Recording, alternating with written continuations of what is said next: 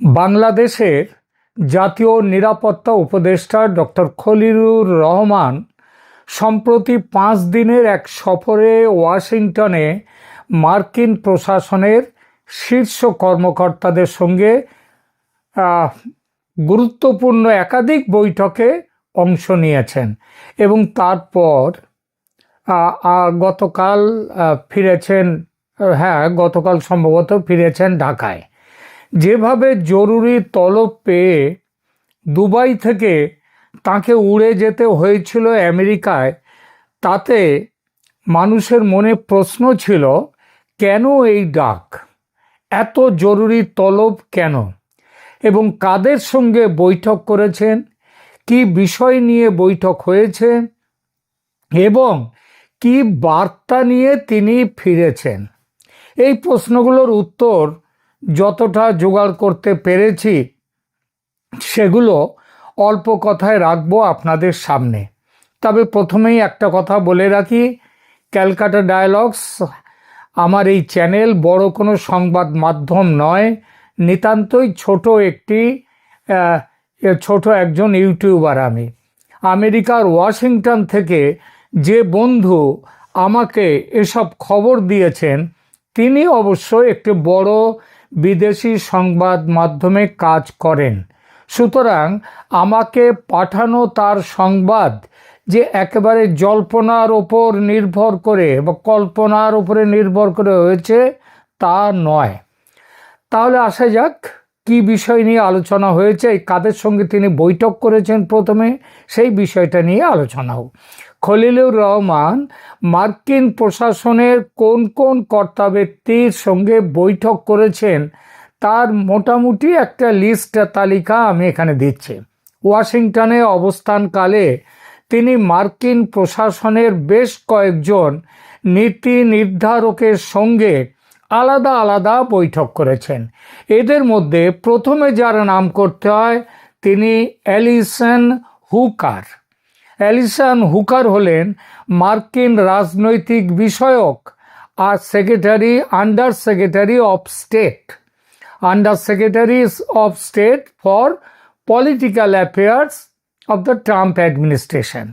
এর পরের নামটা বলি জেমিসন গ্রিয়ার, মার্কিন বাণিজ্য প্রতিনিধি, মানে ইউএস ট্রেড রিপ্রেজেন্টেটিভ।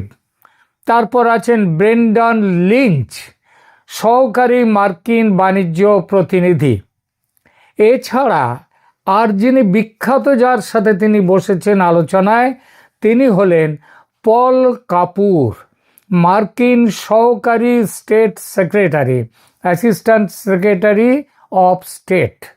এছাড়াও তিনি বাংলাদেশে নিযুক্ত নতুন মার্কিন রাষ্ট্রদূত ব্রেন্ট ক্রিস্টেনসেনের, তার সঙ্গে কোনো মিটিংয়ে বসেননি, বৈঠকে বসেননি, তবে তার শপথ গ্রহণ অনুষ্ঠানে তিনি অংশ নেন। আপনারা নিশ্চয়ই জানেন যে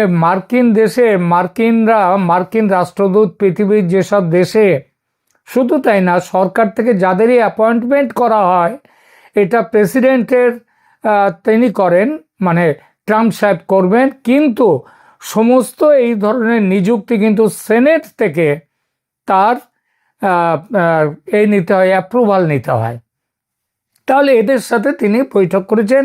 ব্রেন্ট ক্রিস্টেনসেনের নাম অনেক দিন ধরেই শোনা যাচ্ছে যে তিনি বাংলাদেশে নতুন মার্কিন রাষ্ট্রদূত হয়ে আসবেন, কিন্তু তার এই শপথ গ্রহণ অনুষ্ঠান এতদিনে হলো কারণ সেনেট থেকে খুব বেশি দিন আগে তার নাম কিন্তু অ্যাপ্রুভ হয়নি।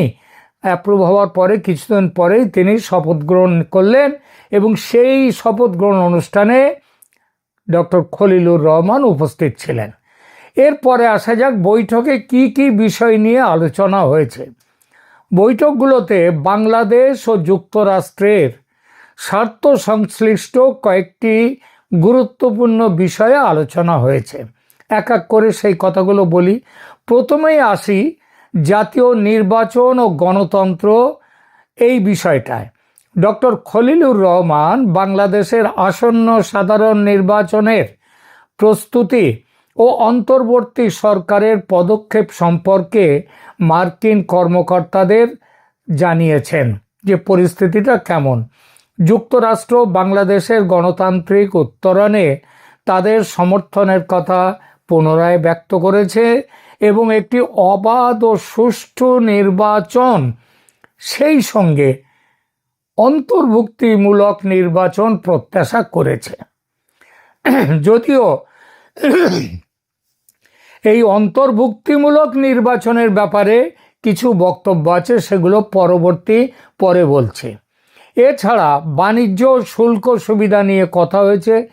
বাংলাদেশ থেকে রপ্তানি হওয়া পণ্যের ওপর আগে বাইডেন আমলে 15 থেকে 16% মতো তখন ছিল শুল্ক আরোপ ছিল। এইটা বর্তমানে 37 থেকে 35, তার থেকে বর্তমানে 20% শুল্কে এসেছে। এর জন্য ডক্টর খলিলুর রহমান মার্কিন বাণিজ্য প্রতিনিধির কাছে প্রস্তাব দিয়েছেন এটা কম করার জন্যে। বিশেষ করে যেসব পোশাক তৈরিতে মার্কিন দেশ থেকে, আমেরিকা থেকে তুলা এবং কাঁচামাল নিয়ে এসে ব্যবহার করা হয়, সেগুলোর ওপরে শুল্ক কমানোর বিষয়ে আলোচনা হয়েছে। তৃতীয়ত, সম্প্রতি যুক্তরাষ্ট্র স্বল্প মেয়াদী B1 বিজনেস ভিসার জন্যে যে ভিসা বন্ড নীতি চালু করেছে, তা থেকে বাংলাদেশি ব্যবসায়ীদের অব্যাহতি দেওয়ার অনুরোধ জানিয়েছেন খলিলুর রহমান। মার্কিন পক্ষ বলেছেন তারা বিষয়টি বিবেচনা করবেন। এছাড়া রোহিঙ্গা শরণার্থীদের সহায়তায় যুক্তরাষ্ট্রের অব্যাহত ভূমিকার জন্য ধন্যবাদ জানিয়ে খলিলুর রহমান এই সহায়তা বজায় রাখার আহ্বান জানান। তিনি আবার এনএসের সাথে সাথে তিনি কিন্তু রোহিঙ্গা শরণার্থী বিষয়ে তিনি হাই রিপ্রেজেন্টেটিভ। এছাড়া গাজায় শান্তিরক্ষা মিশনে বাংলাদেশের সেনা পাঠানো নিয়ে ডক্টর খলিলুর রহমান বলেছেন যে বাংলাদেশ নীতিগতভাবে গাজায় প্রস্তাবিত আন্তর্জাতিক স্থিতিশীলতা বাহিনীতে, যেটাকে বলা হয় ইন্টারন্যাশনাল স্টেবিলাইজেশন ফোর্স, সেখানে যোগ দেওয়ার কথা বলেছে, মেনে নিয়েছে, আগ্রহ প্রকাশ করেছেন যে হ্যাঁ আমরা যাব। মার্কিন প্রশাসন বাংলাদেশের এই আগ্রহকে স্বাগত জানিয়েছে। এছাড়া বিনিয়োগ অর্থদান বিষয়ে বাংলাদেশের বেসরকারি খাতের জন্য মার্কিন ডেভেলপমেন্ট ফাইন্যান্স কর্পোরেশন DFC থেকে তহবিল পাওয়া এবং সেমিকন্ডাক্টর শিল্পের উন্নয়নে মার্কিন বিনিয়োগের প্রস্তাব করা হয়েছে। কিন্তু এগুলো মূল কারণ নয়। মূল কারণ খলিলুর রহমানের ওয়াশিংটন সফরে মূল বিষয় ছিল বাংলাদেশের নির্বাচনের বিষয়টি ছিল আলোচনার অন্যতম শীর্ষ অগ্রাধিকার এবং পল কাপুর ও অ্যালিসন হুকারের সঙ্গে এই বিষয়ে এককভাবে তাদের এক একজনের সাথে কিংবা আবার যৌথভাবেও দীর্ঘ আলোচনা হয়েছে। ডক্টর খলিলুর রহমান যুক্তরাষ্ট্র অবাধ ও সুষ্ঠু এবং অংশগ্রহণমূলক বা অন্তর্ভুক্তিমূলক ইনক্লুসিভ নির্বাচন দেখতে চায় বলে জানিয়েছে, কিন্তু এই চাওয়ার মধ্যে একটু ভাবের ঘরে চুরি আছে। কীরকম?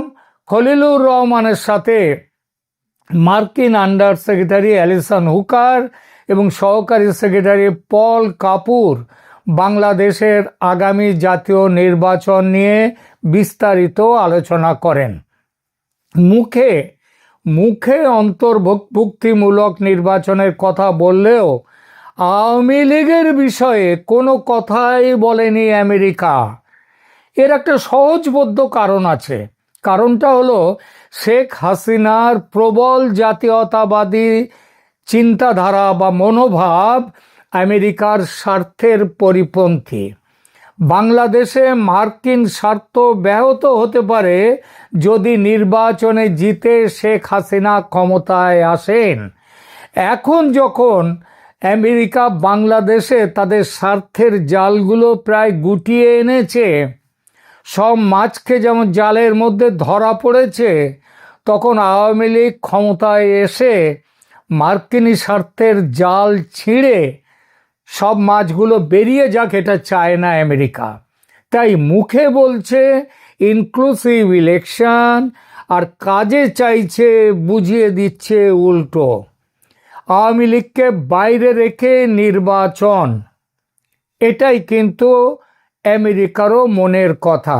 নইলে আমেরিকার সাহায্য নিয়ে, আমেরিকার ষড়যন্ত্রে, আমেরিকা চায় বলে যে মোহাম্মদ ইউনূস ক্ষমতায় বসেছেন, তিনি আমেরিকার কথা এবং ট্রাম্প সাহেবের কথা অস্বীকার করবেন, মানবেন না, এটা কখনো হতে পারে? পারে না। যিনি মাদুরোকে ধরে নিয়ে আসতে পারেন ভেনেজুয়েলা থেকে ধরে আনতে পারেন রাতের বেলা অন্ধকারে, তাকে তার স্ত্রী সমেত, তিনি মোহাম্মদ ইউনূসকে বলছেন ইনক্লুসিভ নির্বাচন করো, ইনক্লুসিভ নির্বাচন করো, আর ইউনূস রাজি হচ্ছেন না। এটা কখনো হতে পারে? আওয়ামী লীগকে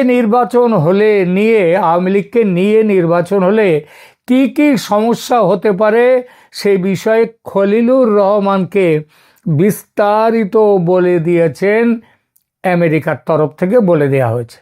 এই প্রশ্ন ওঠে, আওয়ামী লীগের উপর থেকে নিষেধাজ্ঞা তুলে নিয়ে নতুন করে নির্বাচনের তফসিল ঘোষণা হলে কি ধরনের পরিস্থিতি হতে পারে সেই বিষয়েও খলিলুর রহমানের সঙ্গে আমেরিকার প্রতিনিধিদের আলোচনা হয়েছে।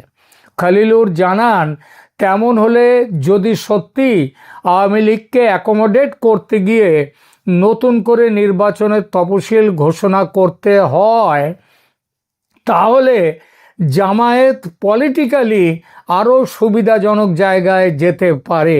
কারণ সময় যত যাবে তখন এই 17 বছর পরে তারেক রহমান ফিরে এসেছেন বলে জনতার মধ্যে যে একটা আবেগ তৈরি হয়েছে, যত দিন যাবে আবেগটা কমতে থাকবে। এবং জামাত কিন্তু তাদের যে শৃঙ্খলাবদ্ধ দল, তারা যেভাবে গত 1.5 বছর ধরে ক্ষমতাকে দখল করে ফেলেছে পুরোপুরি, সেটা তারা আরও দখলের জায়গায় চলে যাবে। সুতরাং সিদ্ধান্ত নেওয়া হয়, এই পরিস্থিতিতে ভারত যত চাপই দিক না কেন, আওয়ামী লীগের ওপর থেকে নিষেধাজ্ঞা তুলে নিয়ে তাদের নির্বাচনী ময়দানে প্রবেশের অনুমতি দিলে মূলত লাভবান হবে জামায়াতে ইসলামী। আওয়ামী লীগের সপক্ষে অবস্থান না নেওয়ার আর একটা কারণ, বাংলাদেশে আমেরিকার স্বার্থ সুরক্ষিত থাকবে বিএনপি তথা তারেক রহমান ক্ষমতায় এলে। বাংলাদেশে আমেরিকা চায় তারেক রহমানের মতো অভিজ্ঞতাহীন এবং আক্ষরিক অর্থে আনাড়ি এবং অসৎ একজন নেতা। অনেকটা ইউনূসের কার্বন কপি কিন্তু তারেক রহমান। এই জায়গায় তারেক একদম ফিট ইউনূসের কার্বন কপি হিসেবে। তারেক যাতে নির্বাচনে জিততে পারেন, কিভাবে নির্বাচনের ফলাফল বিএনপির অনুকূলে আনা যেতে পারে, সে ব্যাপারেও খলিলুর রহমানকে নির্দেশ দেয়া হয়েছে। এ বিষয়ে পল কাপুরের স্পষ্ট নির্দেশ, কোনোভাবেই যাতে জামাতের নেতৃত্বে ইসলামী শক্তি ক্ষমতায় না আসে, আর তার জন্যে যা করতে হবে তার একটা রোডম্যাপও খলিলুরকে দিয়েছেন পল কাপুর। মার্কিন গোয়েন্দা সূত্র উদ্ধৃত করে পল কাপুর বলেছেন, ভোটের দিন ব্যাপক সন্ত্রাস সৃষ্টি করে পুরো নির্বাচনকে রিগিং করতে পারে জামাত এনসিপি জোট। খলিলুর রহমান এই সম্ভাবনা মেনে নিয়েছেন। সেটা যাতে না করতে পারে জামাত ও তার দলবল, তার জন্য পল কাপুর এবং বাংলাদেশে মার্কিন রাষ্ট্রদূতকে অনুরোধ করেন খলিলুর যে এ ব্যাপারে সেনা প্রধান ওয়াকারুজ্জামানকে যেন মার্কিন সরকারের অবস্থানটা পরিষ্কারভাবে বুঝিয়ে দিয়ে তাকে সরাসরি নির্দেশ দেওয়া হয়। তিনি আরও বলেন, খলিলুর, যে ওয়াকারুজ্জামানের সঙ্গে জামাতের দীর্ঘ যোগাযোগের কথা মাথায় রেখে এই বিষয়টি যেন গুরুত্ব দিয়ে দেখে যুক্তরাষ্ট্র সরকার।